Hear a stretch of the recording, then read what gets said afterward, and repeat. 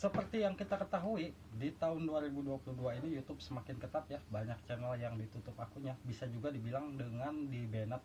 Dan juga banyak channel-channel yang didismonetisasi atau diberhentikan iklannya.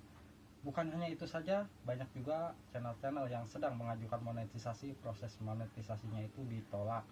Nah, di video kali ini saya akan sedikit berbagi bagaimana sih cara mengelola channel agar channel kita itu terhindar dari yang namanya dismonetisasi, dan juga bagaimana cara mengelola channel yang memang sedang mengejar target monetisasi, proses monetisasinya itu berjalan dengan aman ya, tanpa harus ditolak.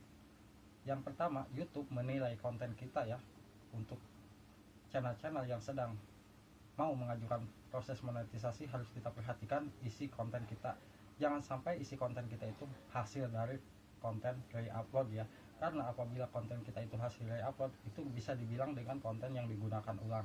Karena yang dimonetisasi pun banyak yang didismonetisasi karena terdeteksi konten kita itu konten yang digunakan ulang. Apa sih yang disebut dengan konten yang digunakan ulang? Konten yang digunakan ulang itu apabila kita menggunakan video dari Facebook, dari TikTok, ataupun dari YouTube-nya, dan juga dari Google ya. Ingat, dari Google pun beliau memiliki hak cipta ya. Apabila kita menggunakan thumbnail dari Google, atau dari ambil kita gambar ya dari Google, kita jadikan thumbnail dari YouTube, itu akan terdeteksi ya. Jadi usahakan bagi channel-channel yang belum mencapai target 1000 subscribe dan 4000 jam tayang, usahakan pikirkan dulu ide konten kita. Jangan sampai di saat kita sudah mencapai 1000 subscribe dan 4000 jam tayang, ternyata konten kita itu terdeteksi konten yang digunakan ulang atau konten berulang ya. Karena mungkin apabila konten kita berulang, tentunya proses monetisasi kita pun tidak akan diterima ya, akan ditolak. Dan bagi yang sudah dimonetisasi, hindari juga yang namanya konten yang digunakan ulang ya, karena apabila konten kita yang digunakan ulang, terpaksa channel kita itu diberhentikan iklannya.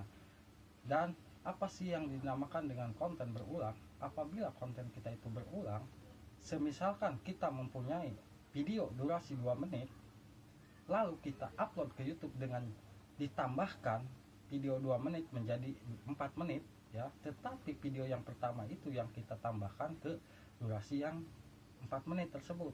Nah, itulah yang dinamakan dengan konten yang digunakan ulang. Jadi apabila konten kita itu 2 menit, ya usahakan kita upload yang 2 menit ya. Dan jangan sampai apabila di channel kita itu mempunyai 2 channel atau 2 akun, jangan sekali-kali kita upload video yang sama ke akun yang semisalkan membuat akun cadangan nih, kita upload ke channel yang lain tetapi videonya sama. Itu pun dilarang ya, karena YouTube akan mendeteksi. Dan apabila konten kita itu berulang, semisalkan lagi ada video yang lagi viral, semisalkan video-video yang lagi trending, kita ikut-ikutan upload ya, itu akan terdeteksi oleh pihak YouTube. Karena channel-channel lain sudah banyak yang mengupload, kita ikut upload, sudah pasti ya konten kita itu digunakan atau konten kita itu berulang, karena sudah banyak yang mengupload video tersebut. Jadi itu akan sia-sia. Jangan sampai channel kita itu diberhentikan iklannya, karena itu akan sia-sia ya. Apabila channel kita itu diberhentikan iklannya, mungkin kita harus menunggu 1 bulan. Dan tentunya apabila ada salah satu video yang bermasalah, ingat, kita harus mengecek lagi video-video yang lainnya. Karena di saat kita mengajukan monetisasi, di salah satu video yang lainnya itu akan diperiksa lagi ya oleh pihak YouTube. Nah, dari pertama permasalahan satu video, tetapi apabila channel kita diberhentikan iklannya, di saat kita mengajukan monetisasi, kita wajib memeriksa video yang sebelumnya. Apabila di video sebelumnya ada video yang hasil re-upload atau misalkan hasil-hasil ini, itu juga kita harus hapusnya supaya proses monetisasi kita itu aman. Jadi usahakan hindari hal-hal yang membuat channel kita itu didismonetisasi. Dan bagi channel-channel yang sedang mengajukan monetisasi atau mau mengajukan monetisasi, usahakan rajin upload dan hindari konten-konten yang memang dilarang oleh pihak YouTube.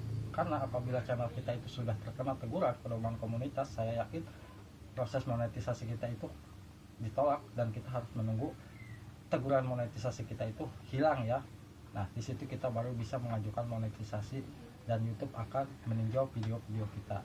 Itulah tips singkat dari saya bagaimana sih cara mengelola channel agar channel kita itu bisa terhindar dari yang namanya dismonetisasi, dan cara mengelola channel agar channel kita itu bisa aman, bisa cepat diterima monetisasinya, jangan sampai ditolak ya.